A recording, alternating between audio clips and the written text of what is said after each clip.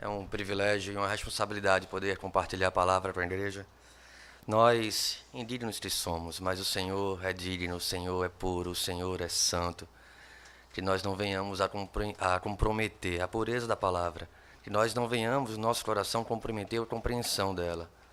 Que o Santo Espírito do Senhor possa nos instruir, segundo a sua santa palavra, segundo a sua santa vontade, para que nós aprendamos a caminhar no Senhor, a viver nos moldando ao Deus que nós adoramos e a refletir cada vez mais no progresso da nossa santidade, o caráter de Cristo em nós, a transformação que Cristo opera em nossas vidas.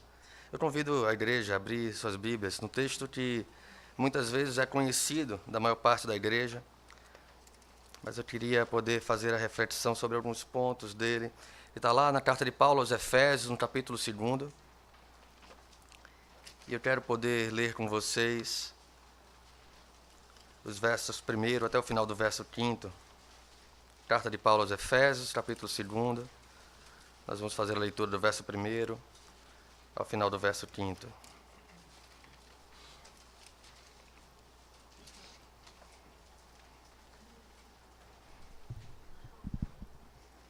Diz assim a palavra do Senhor. Ele vos deu vida, estando vós mortos nos vossos delitos e pecados, nos quais andastes outrora segundo o curso desse mundo, segundo o príncipe da potestade do ar, do espírito que agora atua nos filhos da desobediência, entre os quais também todos nós andamos outrora, segundo as inclinações da nossa carne, fazendo a vontade da carne e dos pensamentos, e éramos por natureza filhos da ira, como também os demais. Mas Deus, sendo rico em misericórdia, por causa do grande amor com que nos amou, e estando nós mortos em nossos delitos, nos deu vida juntamente com Cristo, pela graça sois salvos. Até aqui, nesse primeiro momento, eu convido a fechar os seus olhos nesse momento, que nós possamos pedir a Deus misericórdia, que nós possamos pedir a Deus que, por causa da sua graça, nós venhamos a compreender a pureza da sua palavra. Pai bendito, todo-poderoso Deus, nós te louvamos, Pai, por quem Tu és. Por cada um, Deus, dos Teus atributos, por cada uma das Tuas características, Senhor, e pelo modo, Senhor, como temos aprendido e vivido por ela, Pai. Que nós venhamos, Senhor, uma vez que o nosso coração foi transformado pelo Teu Santo Espírito, uma vez que nós fomos restaurados de uma condição natural antes distante do Senhor, mas que nós venhamos agora, Senhor, a refletir o Teu caráter. Que nós venhamos agora, Senhor, a refletir a Tua palavra, os Teus ensinamentos, e nisso mostrarmos ao Senhor que nós o amamos, observando a Tua santa palavra, nos dirigindo por ela, sendo ela o alicerce, o fundamento das nossas vidas. Para a glória do Teu nome, Deus. Tem misericórdia de mim, Pai, que a minha indignidade não comprometa a pureza da Tua palavra. Tem misericórdia da Tua igreja, que a nossa indignidade não comprometa a nossa reflexão à Tua palavra. Que o Teu Santo Espírito aplique em nossos corações, grave em nossos corações, e que isso venha a se transformar em atitude, em ação, em prática nas nossas vidas. E que em tudo seja Tu, Senhor, honrado e glorificado. Em nome de Jesus. Amém. Amém. Eu trago à igreja o abraço da Igreja da Encruzilhada. Nós estamos aqui bem pertinho de vocês e, novamente, como falei, é um privilégio poder estar aqui com vocês compartilhando a palavra. Passei um tempo de seminário, frequentando aqui a Aliança. Eu tinha mais cabelo, menos barba e 10 quilos a menos, então talvez eu era um pouco diferente, então talvez vocês não lembrem muito de mim. Mas eu queria trazer um pouquinho da reflexão desse texto, que para mim é muito rico. E antes de nós entrarmos nele, eu queria explorar um pouco da ideia de valor. Né? Na minha atividade profissional, uma das áreas que eu trabalho é na construção de valor, de atributos não monetários, ou seja, não financeiros, que possam ser agregados a um produto ou a um serviço para torná-los mais especial.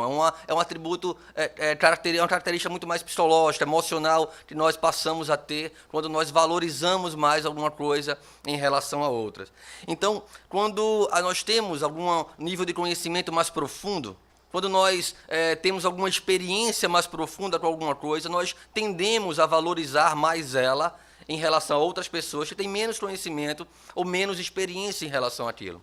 Se nós pegarmos um exemplo, por exemplo, nós cantamos o Salmo agora há pouco, o Salmo dos Filhos de Corá, o Salmo 46, e talvez a terra se abrindo, talvez os montes se lançando na profundeza dos mares, não tenha tanta força nas nossas vidas, ou na nossa percepção, como talvez possa vir a ter para os filhos de Corá, que conta a história que seus pais foram tragados por causa da sua rebeldia pela terra que se abriu diante deles. E talvez essa experiência possa transmitir para ele, possa trazer para o coração e para a reflexão deles, ao escrever esse salmo, um valor muito mais impactante, quando ele fala de uma terra se abrindo, quando ele fala de um Deus que está com ele em todas as circunstâncias, do que para nós, que nós ligeiramente talvez tenhamos uma rasa noção sobre o que seria uma terra se abrindo e tragando as pessoas. Assim acontece também com relação aos nossos pecados. Um conhecimento raso de pecado, um conhecimento superficial de pecado, vai trazer para nós um valor ou uma noção superficial de graça, de restauração. Talvez quem conhece muito pouco a maneira como Deus lida com o pecado, ou quem talvez se ache cheios de princípios ou certinhos demais e não tenha consciência do seu próprio pecado, vai ter uma rasa compreensão e uma frágil compreensão daquilo que Cristo fez na cruz. Consciência de pecado, consciência daquilo que nós somos naturalmente sem Cristo, do quanto nós dependemos de Cristo. É uma condição, é algo que o Espírito Santo promove nos nossos corações, a ponto de fazer com que nós então tenhamos o vislumbre do que é Deus, do que é a santidade de Deus, e do quanto nós naturalmente estamos distantes do Senhor, e do quanto precisamos de Cristo, do quanto precisamos da obra de Cristo em substituição à nossa, para que nós não venhamos a pagar o preço requerido pelos nossos pecados. A carta de Paulo aos Efésios, ela é uma daquelas cartas que fazem parte daquele compêndio das cartas, das epístolas da prisão. Paulo estava preso em Roma. Ele escreve essa carta aos Efésios para fortalecer a fé daqueles irmãos, daquela igreja tão bem pastoreada. Tantos grandes pastores passaram por aquela igreja, a ponto de a geração seguinte ser reconhecida lá em Apocalipse como uma geração que guardou a doutrina, até esqueceram um pouco do primeiro amor. E precisavam se arrepender e voltar. Mas guardaram a doutrina. Foi uma igreja bem pastoreada, uma igreja que foi construída, a sua doutrina, a sua teologia, sob um alicerce sólido, um alicerce firme. E Paulo escreve essa carta aos Efésios com o objetivo de fortalecer aquela igreja. Fortalecer a fé em Cristo, apresentar a graça como um resultado seguro do amor de Deus. Como um resultado de algo que Deus fez para o seu povo e no lugar do seu povo, por meio de Cristo Jesus na cruz. Paulo também procura sustentar os corações daqueles irmãos quanto às perseguições e o escândalo da cruz. Aquela igreja viria a ser perseguida, aquela igreja viria a ser atormentada, não só a perseguição externa, mas dentro da própria igreja.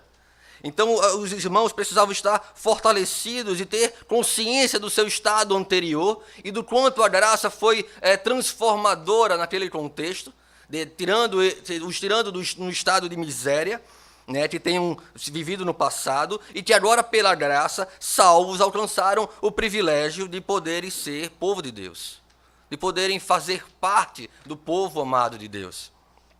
Paulo também os exorta à confirmação da fé, na perseverança, no exercício da fé, a andarem de acordo com aquilo que receberam em Jesus, em conformidade com aquilo que receberam em Jesus. Essa é a obra de Cristo na vida de cada um de nós. Nos moldar para que nós venhamos a andar em conformidade, conforme, com a forma daquilo que nós recebemos e naquilo que nós temos sido instruídos na palavra do Senhor. Então, agindo com fidelidade à palavra de Deus pregada, nós vamos então dar testemunho daquilo que nós somos. No capítulo 2, em especial, nesse que nós lemos agora há pouco, nós temos aqui uma clara percepção que Paulo traz para a igreja em Éfeso, do estado deplorável do homem natural. Ele vai falar que o homem natural, ele vive num estado deplorável, distante das riquezas da graça que venha a ser alcançado, que ele venha a alcançar por meio da obra de Cristo Jesus. Volta teus olhos para o texto que nós lemos, e eu queria evidenciar nesse primeiro momento os 3 primeiros versos. os versos 1º, 2º e 3º do capítulo 2 da carta de Paulo aos Efésios, quando ele vai dizer: ele vos deu vida, estando vós mortos nos vossos delitos e pecados, nos quais andastes outrora, segundo o curso desse mundo, segundo o príncipe da potestade do ar, do espírito que agora atua nos filhos da desobediência, entre os quais todos nós andamos outrora, segundo as inclinações da nossa carne, fazendo a vontade da carne e dos pensamentos, e éramos, por natureza, filhos da ira, como também os demais. Diferente daquilo que nós trabalhamos de produtos e serviços em nossas áreas profissionais, Deus, não tem um atributo sequer que não mereça louvor, glória e honra. Quando nós vamos trabalhar profissionalmente em uma marca, um produto, e falando um pouco sobre marketing, conceito de marketing e construção de marca, nós pegamos aqueles atributos que são bem quichos, que podem ser evidenciados, que podem ser bem construídos, e nós então colocamos aquilo com mais notoriedade, com mais publicidade, para trazer esse valor agregado ao produto. No caso de Deus, não. Deus não tem nenhum atributo que não mereça ser glorificado, nenhum atributo que não mereça ser honrado. E por que eu estou dizendo isso aqui? Esses primeiros versos falam de um atributo de Deus que muitas vezes nos constrange a falar de Deus para as pessoas. Eles falam da ira de Deus. A.W. Pink, um escritor que escreve sobre os atributos de Deus, ele vai dizer que de todos os atributos de Deus, ou características de Deus, este é o que nós mais evitamos falar, que é a ira de Deus. Deus é um Deus irado. A ira de Deus faz parte do caráter de Deus. A ira de Deus e o ódio de Deus faz parte dos atributos de Deus. E por isso também merecem toda a honra, toda a glória, porque enaltecem aquilo que Deus é. Pinte, ele diz que nós falamos sobre a ira de Deus quase como pedindo desculpas, quase como constrangidos, como se essa fosse uma falha em Deus, uma mancha no caráter de Deus. Quando a verdade é que nós, de fato, não nos sentimos confortáveis com o fato de Deus ser um Deus que se ira contra nós, que se ira contra o pecado. Quando nós buscamos a nossa autonomia distante de Cristo, quando nós procuramos satisfazer a nossa própria vaidade, quando nós procuramos não mais nos submetermos à palavra do Senhor, mas em rebeldia agora nos submetermos ao pecado, à satisfação do pecado, ou à falsa promessa que o pecado traz na sua tentação, nós queremos então negar a ira de Deus para que nós não venhamos a experimentá-la. Então simplesmente vivemos em um estado não regenerado, estando sob a ira de Deus. O verso 3, o verso 3 ele evidencia muito isso. Ele vai dizer: entre os quais também todos nós andamos outrora, segundo as inclinações da nossa carne, fazendo a vontade da carne e dos pensamentos, e éramos por natureza filhos da ira, como também os demais. As instituições religiosas do nosso tempo, se nós fizermos uma pesquisa ou passearmos por algumas instituições religiosas, nós vamos ouvir muitas vezes algumas mentiras acerca da ira de Deus. E talvez uma das mentiras mais comuns seja aquela falsa ideia de que Deus odeia o pecado, mas ama o pecador. Eu tenho certeza que muitos de vocês já tenham ouvido isso. Eles contam essa mentira de um modo que, como se pudessem abrandar alguns aspectos da ira de Deus, da justa condenação do pecador por causa dos seus pecados, ou para tornar o evangelho algo mais adaptável ao mundo, mais moldado ao mundo. É incrível como se nós nos deixarmos levar pela inclinação do nosso coração, e eu falo isso em nossas atividades ministeriais, eu falo isso nas atividades ministeriais que vocês exercem na igreja, nós temos uma tendência natural e pecaminosa do velho homem, de querer muitas vezes agradar mais as pessoas do que ao próprio Deus. E em muitos casos nós vamos moldar o evangelho, nós vamos moldar a igreja de modo que ela pareça mais adaptável ao mundo, mais aceitável ao mundo. Porque de alguma forma com isso, ela vai conquistar então o amor do mundo. O mundo vai amar a igreja, nós queremos ser amados. Mesmo que para isso nós tenhamos que desvalorizar, tirar o valor da graça de Deus, negando a ira de Deus para com o pecado e o pecador. Deus odeia o pecado, mas ama o pecador. Embora, de alguma forma, nós tendamos a esconder a ira de Deus em nossos discursos religiosos e muitas vezes em nossos discursos evangelísticos, como quem diz que Deus ama todo mundo, Jesus te ama, Jesus te ama, Jesus te ama, sem conhecer de fato e genuinamente e reconhecer a transformação de Deus na vida daquela pessoa. Deus revela, claro, como a luz do dia, a sua ira nas Escrituras. Eu estava lendo de um comentário de um teólogo, que ele disse que se nós fizermos um estudo de concordância na Bíblia, nós vamos encontrar muitos mais aspectos sobre a ira e o ódio de Deus do que o amor de Deus. O ódio é um sentimento que traz extrema inimizade, que é um sentimento completamente de oposição em relação àquilo que está sendo praticado ou a quem pratica. Alguém que ama a pureza, a vida, a justiça, deve ter profunda inimizade com aquilo que é impuro, com aquilo que é prostituição, com aquilo que é morte. Deus, sim, é amor, e é por isso que ele odeia aquilo que é oposição ao que ele ama. O ódio, ele faz parte de Deus, do caráter de Deus, assim como o amor de Deus faz parte do caráter de Deus e do ser de Deus. Eles caminham juntos. Como escreveu Paul Washer em um dos seus livros, Paul Washer é um pastor batista reformado nos Estados Unidos, e ele escreve em um dos seus livros: muitos discordam de qualquer ensinamento sobre o ódio de Deus por causa da falsa suposição de que Deus não pode odiar porque Deus é amor. Enquanto o amor de Deus é uma realidade que vai além da compreensão, é importante observar que o amor de Deus é a própria razão do seu ódio, escreve Paul Washer. Nós não deveríamos dizer Deus é amor e, portanto, ele não pode odiar, mas, ao invés disso, Deus é amor e, portanto, ele deve odiar. Se uma pessoa verdadeiramente ama a vida, reconhece sua santidade e considera todas as crianças como um presente de Deus, então ela deve odiar o aborto. É impossível amar apaixonadamente e puramente as crianças e ainda assim ser neutro com aquilo que as destrói dentro do útero. Da mesma maneira, se Deus ama com maior intensidade tudo que é reto e bom, então ele deve, com igual intensidade, odiar aquilo que é perverso e mau.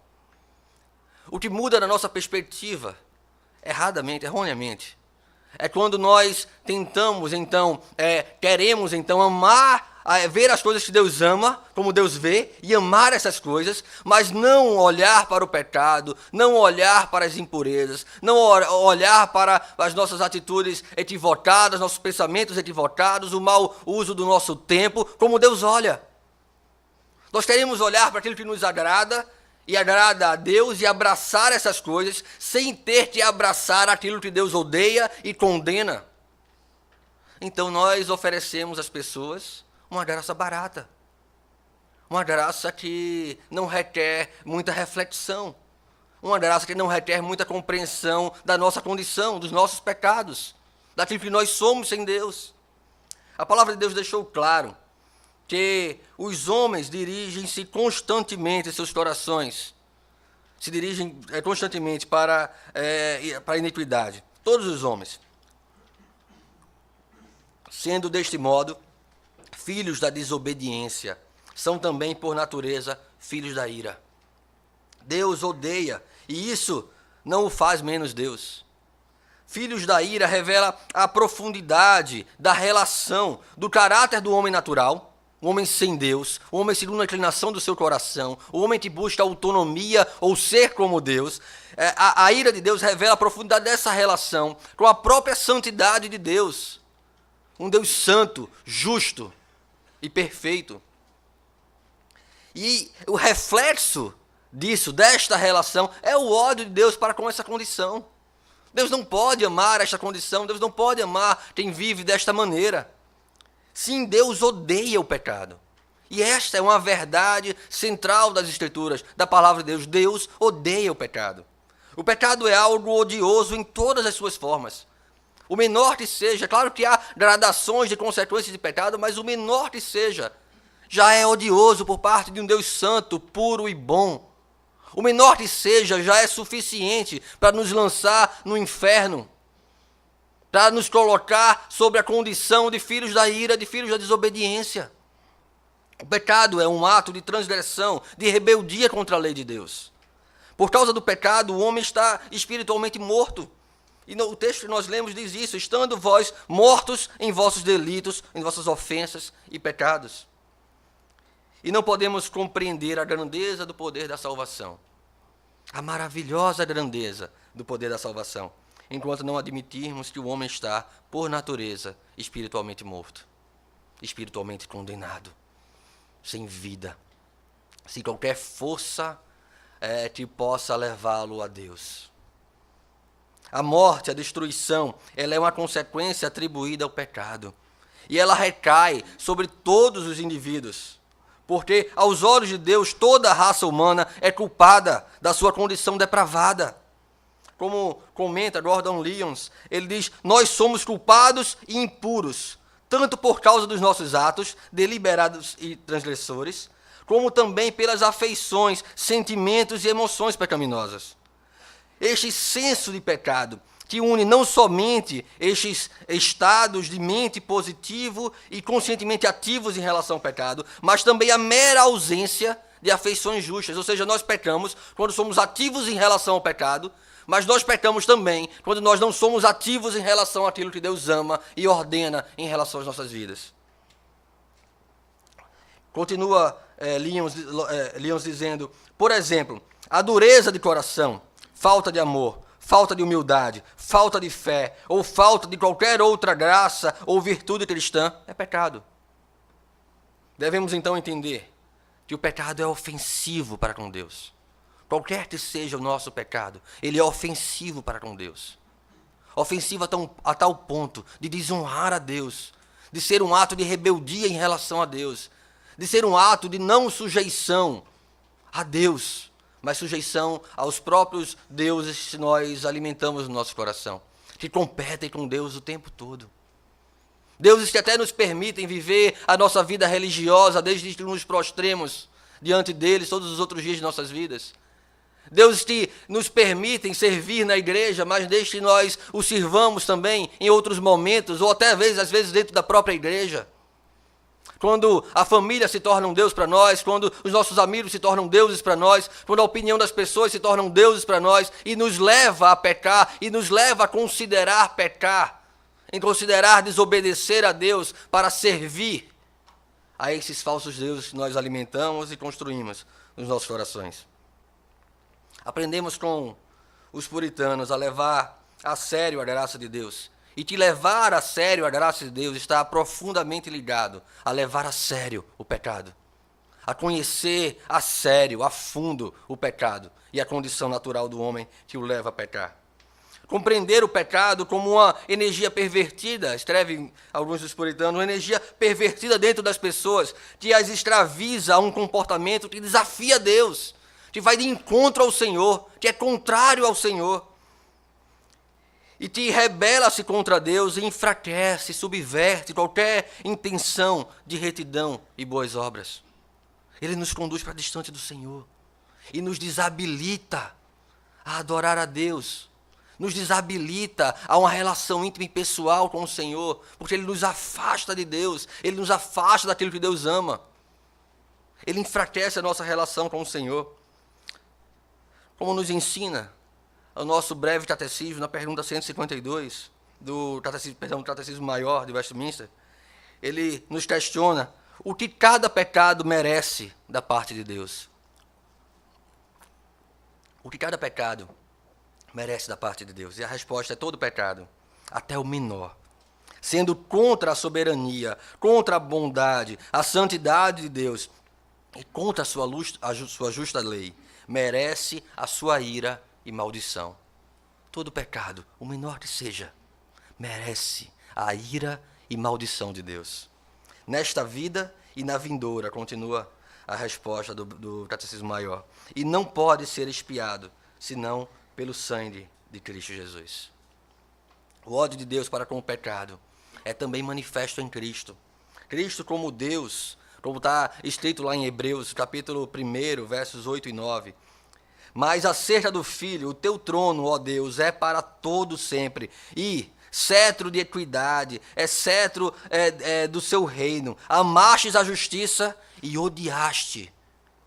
e odiaste a iniquidade. Por isso, Deus, o teu Deus, te ungiu com óleo de alegria, como a nenhum dos teus companheiros. Deste modo, o pecado, de alguma forma, também comunica os atributos de Deus. Porque pela injustiça do homem pecador, a justiça de Deus é demonstrada, a ira de Deus é manifesta. Por causa da mentira fica revelada a verdade de Deus, e a sua ira se manifesta em seu julgamento justo, em sua condenação justa, por meio da punição do pecado. No Salmo 7, abre tua Bíblia comigo. Salmo capítulo 7.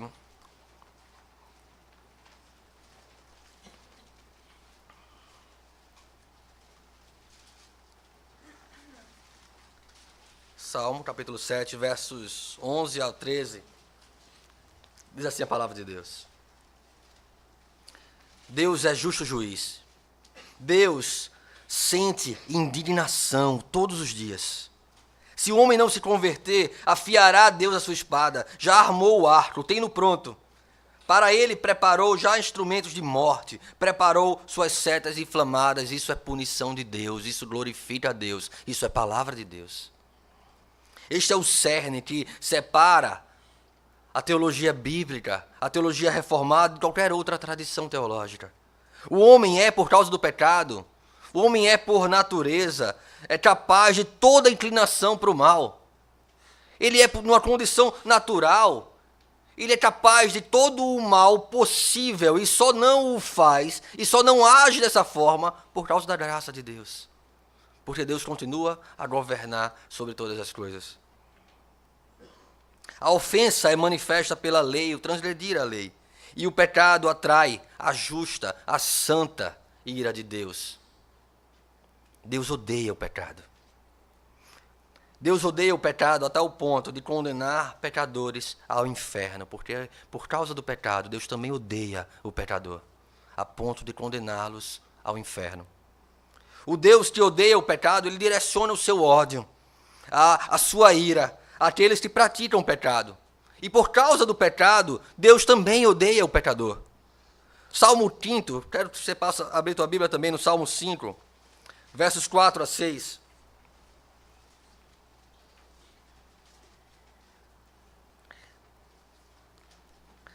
Diz assim a palavra de Deus. Pois tu não és Deus que se agrade com a iniquidade, e contigo não subsiste o mal. Os arrogantes não permanecerão à tua vista. Aborreces, ou seja, odeia, ou seja, detesta a todos os que praticam a iniquidade. Tu destróis os que proferem mentira. O Senhor abomina o sanguinário e ao fraudulento. Sobre esse tema, o teólogo chamado Baker, ele escreve a afirmação encontrada nas Escrituras a respeito do ódio de Deus pode causar duas reações em quem ouvir.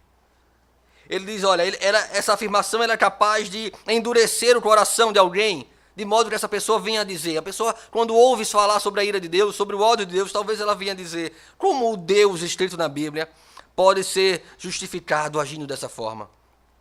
Ou mais, como eu não posso servir a um Deus que não ama todas as pessoas?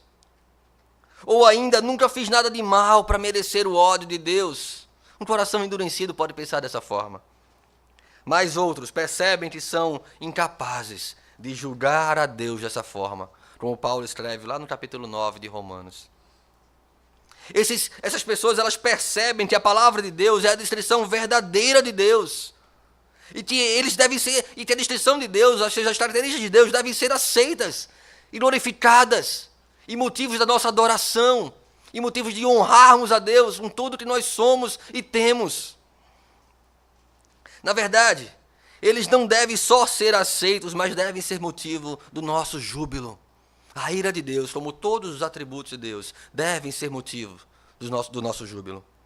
Antes mesmo de Esaú e Jacó terem vida, Paulo escreve aos Romanos, no capítulo 9, antes de terem nascido e podido praticar o bem e o mal, Deus soberanamente escolher a quem amaria e a quem desprezaria, aborreceria, odiaria.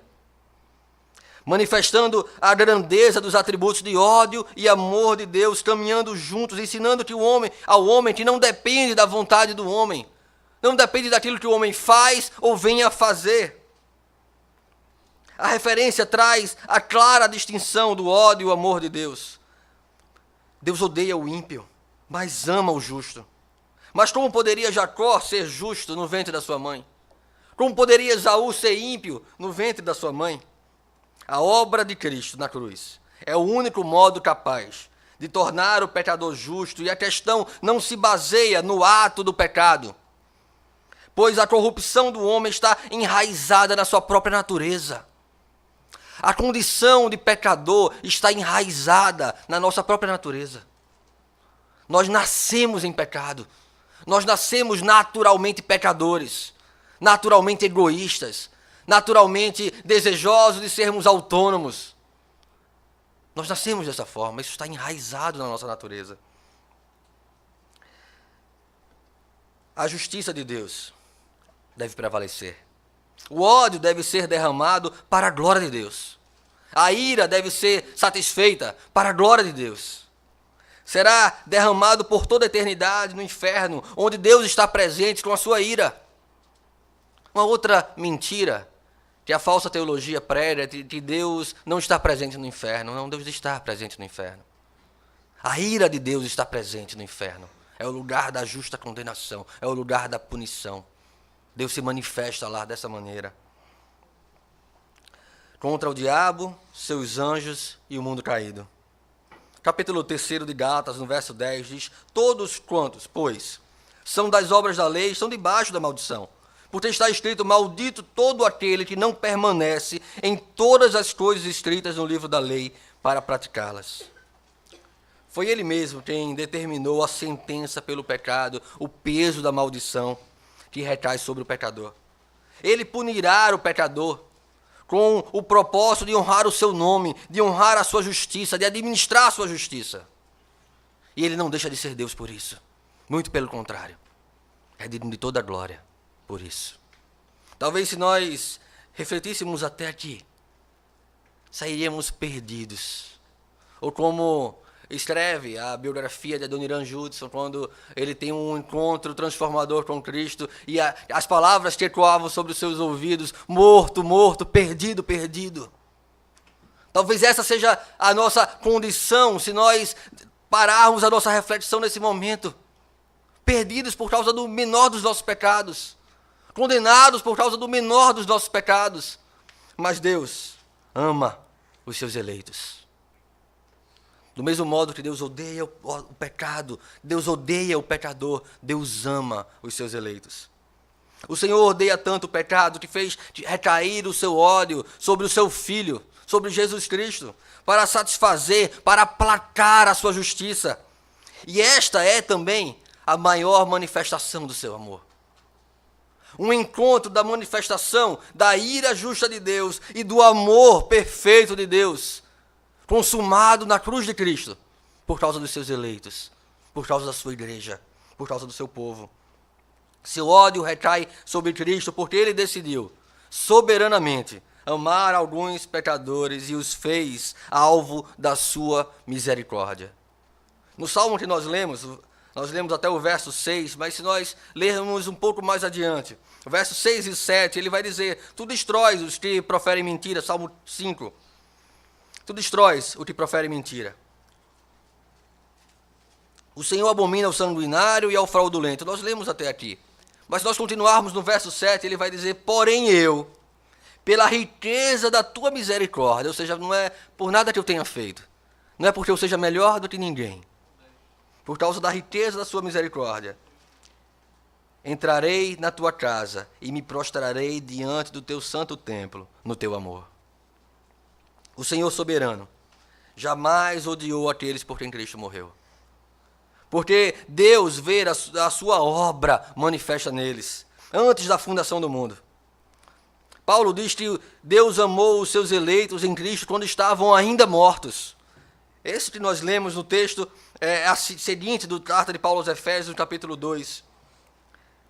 Ele vos deu vida, no verso 1, estando nós mortos em nossos delitos e pecados, Verso 2, nos quais andastes outrora, segundo o curso deste mundo, segundo o príncipe da potestade do ar, do espírito que agora atua nos filhos da desobediência, entre os quais também todos nós andamos outrora, segundo a inclinação da nossa carne, fazendo a vontade da carne e dos pensamentos, e éramos por natureza filhos da ira, como também os demais. Nós lemos até aqui. Mas Deus, e essa é a informação maravilhosa para nós. E esse é o escape para nós. E essa é a saída para a nossa condição. Mas Deus, sendo rico em misericórdia, por causa do seu grande amor com que nos amou, não por causa de nós, não porque nós éramos amáveis, não porque nós tínhamos alguma obra para apresentar a Deus que pudesse nos justificar, mas por causa do grande amor com que nos amou. Estando nós mortos em nossos delitos, nos deu vida juntamente com Cristo. Pela graça sois salvos. Nos corações, onde o pecado é entendido como o maior mal que possa existir, se tornará o maior cuidado das nossas vidas. Se nós tivermos a compreensão de como o pecado é ofensivo a Deus, como o pecado é condenável, como o pecado é digno da ira de Deus, se tivermos a compreensão do quanto Deus odeia o pecado, talvez nós possamos odiar e ver o pecado como Deus vê. E aí nós vamos olhar para a nossa condição e valorizar, e colocar muito valor na maravilhosa graça de Deus. De como isso foi transformador, do quanto isso foi essencial, do quanto não havia outra saída para nós. O pecado é um inimigo sutil, ele é perspicaz, ele está familiarizado com todas as nossas fraquezas, com nossos desejos. Por isso, o nosso coração ele deve ser vigiado, por isso o nosso coração deve ser cuidado, preservado. Se eu conheço a linha tênue que separa da minha vida aquilo que eu desejo, que eu sei que é contrário à palavra do Senhor, do meu modo de viver e agir em conformidade com a palavra do Senhor, eu não vou andar perto da linha, testando os meus limites. Eu vou andar na segurança da distância daquilo que me tenta, na segurança da distância daquilo que me conduz para distante de Deus, da distância de qualquer meio, ou pessoas, ou ambiente, ou atitude, ou pensamento, ou programa de TV, ou livro, ou o que quer que seja, que me coloque em risco, que coloque o meu coração em risco, que faça com que eu venha a agir de uma maneira que Deus odeia. Porque essa vai ser a manifestação clara de que eu estou começando a aprender a enxergar pecado como Deus enxerga. Por isso nosso coração deve ser vigiado, pois ele pode ser levado ao engano, ao erro, de transformar a verdade de Deus em mentira, de trazer, de abraçar, de ter prazer e desejar a falsa promessa que o pecado traz. Lembram de Gênesis 3? Olha só essa fruta, que é agradável aos olhos, que é agradável ao paladar e desejável para dar entendimento. Olha essa fruta que oferece a vocês aquilo que é concupiscência dos olhos, da carne, que é soberba da vida, que faz com que vocês deixem de sujeitar a Deus, de moldar-se a Deus e passem a moldar-se a si mesmo, aos seus prazeres, aos seus desejos. Fujamos disso, porque Deus odeia isso, porque a ira do Senhor recai sobre essas coisas.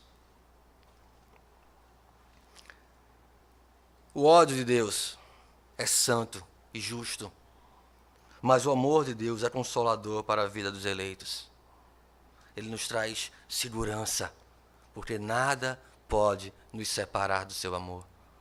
Nem a morte, nem nós mesmos, nem a fome, nem qualquer outra coisa. Os salvos em Cristo vivem confiantes de que ninguém pode nos separar do amor de Deus. Porque soberanamente Deus nos cobriu com a sua graça e nos justificou. A ira de Deus, que nós merecíamos por causa dos nossos pecados, ela foi satisfeita em Cristo Jesus, de uma vez por todas. Onde abundou o pecado, superabundou a graça de Deus. De modo que Deus, Cristo, pagou o preço em nosso lugar. Porque aprove a Deus nos amar antes de nós termos forma, antes de nós termos sido criados. Deus já tinha o plano das nossas vidas traçado pela sua mão. Entretanto, o crente ele não deve subestimar o pecado. Por mais que nós tenhamos conforto e segurança no amor de Deus, e talvez até por causa disso, nós não devamos subestimar o pecado. Mesmo na segurança da salvação. Talvez das pessoas que mais escreveram com profundidade sobre o pecado, o John Owen, ele traz uma exortação em um dos seus escritos, nos levando, nos conduzindo ao exercício da fé, como sendo a nossa arma para lutar contra o pecado. Ele vai dizer, olha, exercite a fé em Cristo para a mortificação dos seus pecados.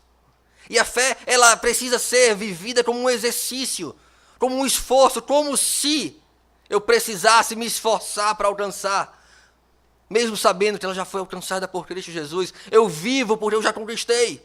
E eu preciso agora viver isso, eu preciso viver essa verdade, me conformar a essa verdade, refletir essa verdade em todas as áreas da minha vida.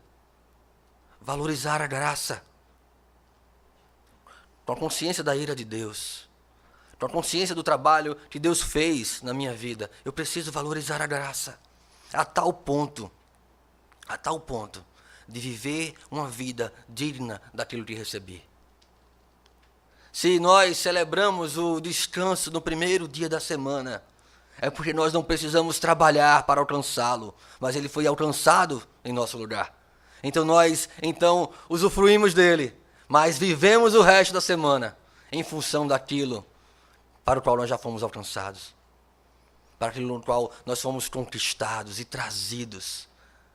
Vivemos o dia do Senhor como migalhas, como um fragmento da nossa eternidade na glória dos céus. E precisamos viver todos os outros dias de modo que nós possamos evidenciar aquilo que Cristo fez por nós. De modo que a nossa vida de fato seja nova, que o nosso coração de fato seja novo. Que os valores e princípios desse tempo não sejam mais os nossos valores e princípios. Que a cultura deste tempo, que a cultura pervertida, de uma geração perdida, como nós temos lá fora, não venha a nos moldar, a nos atrair, de modo que nós venhamos a considerar vender uma graça barata, do evangelho adaptável para ser amado pelas pessoas que não amam a Deus. Precisamos aprender a amar o que Deus ama, a odiar o que Deus odeia. O pecado foi destronado. Foi destronado. Não mais somos escravos do pecado, porém, constantemente, nosso coração enganoso, num ranço de uma natureza que foi, quebrada de nós, mas que vai, vez por outra, tentar tomar o seu lugar, e nós não podemos deixar, por isso devemos vigiar o nosso coração. Nossos desejos pecaminosos estão enraizados nas nossas fraquezas. Mas nós, os eleitos, aqueles a quem Deus ama, somos fortes em Cristo.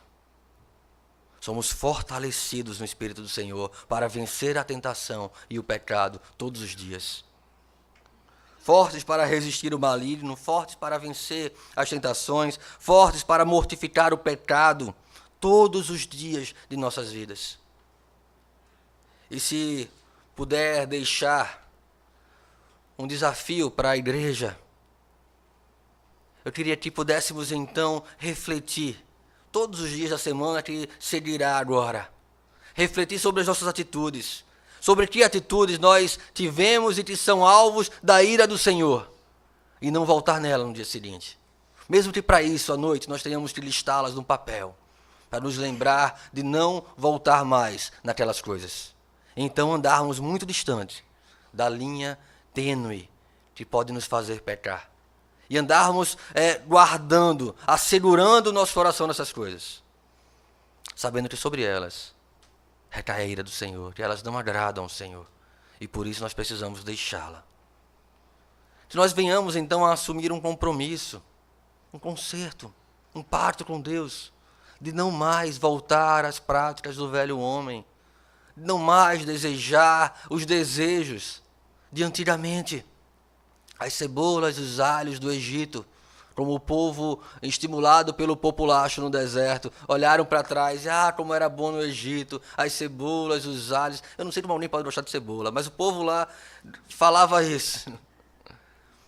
A verdade é que nós não devemos olhar para trás e desejar os prazeres da velha vida. Porque naquele tempo era um tempo que nós vivíamos como vivem aqueles sobre os quais está a ira de Deus. Que seja nova vida, um novo coração, um novo comportamento. E que em tudo seja Deus glorificado em nós. Em nome de Jesus. Convido a fechar os seus olhos e orar a Deus.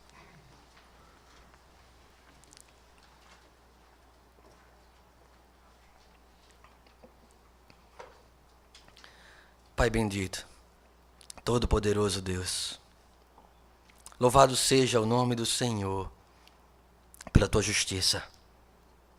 Te louvamos, Senhor, porque o Senhor é puro e o Senhor nos tem graciosamente conduzido em santificação, de glória em glória, nos transformado à imagem do teu Filho. Te louvamos, Deus, por essa obra maravilhosa demais para nós. Foge muito ao nosso entendimento, à grandeza da tua graça. Mas se nós venhamos então, Senhor, ter pelo menos o suficiente para compreendermos a tua ira para com o pecado e andarmos distante das coisas que não te agradam.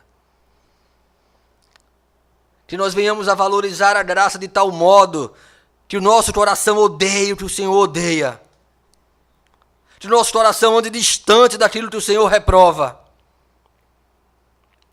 Para que busquemos nas nossas vidas um moldar a tua palavra. Senhor, nós te louvamos pelo teu amor.